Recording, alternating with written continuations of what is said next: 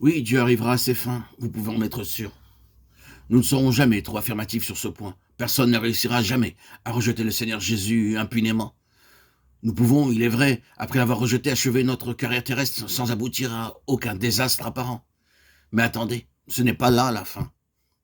Il est réservé aux hommes de mourir une seule fois, après quoi vient le jugement.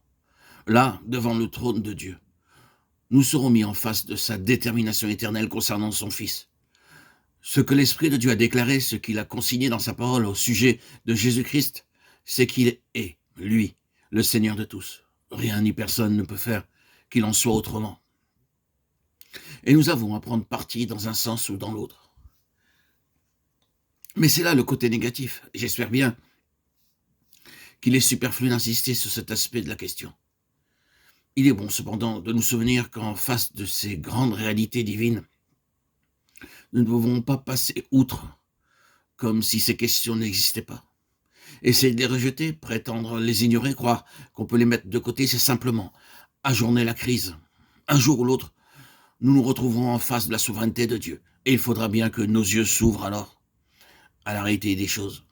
D'autre part, aussi longtemps que nous cherchons à esquiver notre Seigneur, nous perdons quelque chose de ce que Dieu tenait en réserve pour nous quand il l'a fait Seigneur et Christ. Mais à côté de cet aspect sévère de l'autorité de droit qui appartient au Seigneur Jésus, il y a l'autre aspect. C'est non seulement le fait d'une détermination et d'un acte de Dieu que Jésus-Christ soit aussi Seigneur, mais c'est une nécessité pour nous. C'est notre besoin le plus pressant. Nous avons besoin que le Seigneur Jésus soit vraiment le Seigneur de tous. Le monde lui-même en a besoin. Ce qu'il faut au monde à l'heure actuelle, son besoin le plus impérieux, c'est que le Seigneur Jésus soit mis à la place qui lui revient de plein droit, le trône. Nous pouvons naturellement émettre cette opinion dans un sens tout à fait général, sans que la situation du monde en soit affectée. Ce que nous disons dans un endroit du globe aussi insignifiant que celui où nous sommes n'a peut-être pas grande portée. Du reste, vous pouvez dire la chose où vous voulez, vous pouvez l'acclamer sur les toits sans que cela ne fasse aucune différence. Et pourtant c'est vrai. Le besoin actuel du monde, c'est Jésus-Christ, et Jésus-Christ avec toute l'autorité qui s'attache à son titre de Seigneur. Mais nous y arrivons. Dieu fait tout converger vers cet objectif-là. Oui, c'est lui qui tient le monde et tout ce qui s'y passe tend vers ce but. Jamais encore le monde n'a été dans un état pareil. Nous sommes unanimes à reconnaître ce qu'il y a d'infiniment sérieux dans la situation actuelle.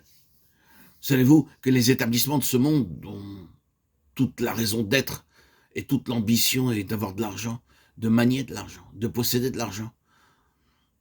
Auriez-vous jamais pensé que de tels établissements pourraient en venir un jour à redouter la seule pensée d'avoir de l'argent entre leurs mains, si bien que les banquiers aujourd'hui n'ont que faire de l'argent qu'on leur propose?